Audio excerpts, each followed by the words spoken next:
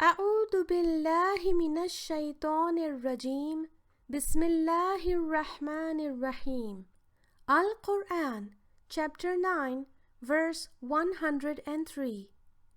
Khuz min amwalihim sadaqatan tutahhiruhum wa tuzakkihim biha wa salli alayhim inna salawataka sakanul lahum. O Prophet, Khuz, take Zakat from their wealth, whereby you may cleanse them and purify them and pray for them. Verily, your salawat, prayer, is the means of peace of heart for them. Unquote. Ya Ali Madad, welcome to Wisdom Wednesday.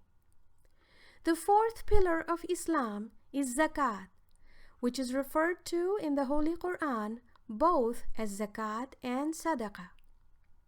Have you ever thought that in accordance with the word Khuz in this Quranic verse, who is entitled to take the Zakat at present for the purpose of cleansing and purifying us and praying for us?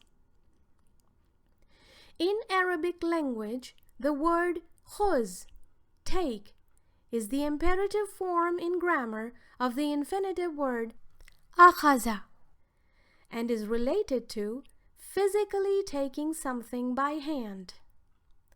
This command from God to the Holy Prophet sallallahu alayhi wa alihi wasallam asks him to take zakat physically by means of wealth.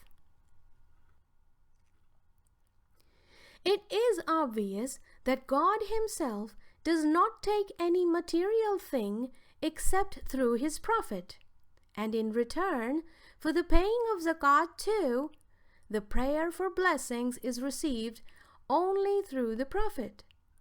Thus, it is evident that for the peace of heart and spiritual help, we need a fountainhead.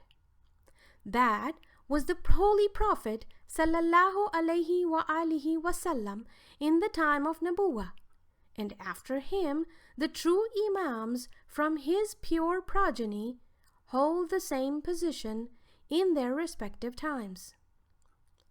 Hazrat Imam Mustansirbillah alayhi salam says in his Farman book, Pir Pandiyati Jawan Mardi, quote, O believers, realize this and do not miss the point of the religious dues, mali wajibat or zakat, which is a very serious and important one.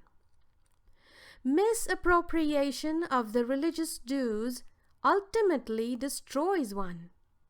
It is an extremely serious matter. Do not take it lightly. It is a heavy burden. Unquote. Let's reflect upon the Quranic command to the Prophet, Khuz, take. That is wisdom for today. Love each other. Let's learn together.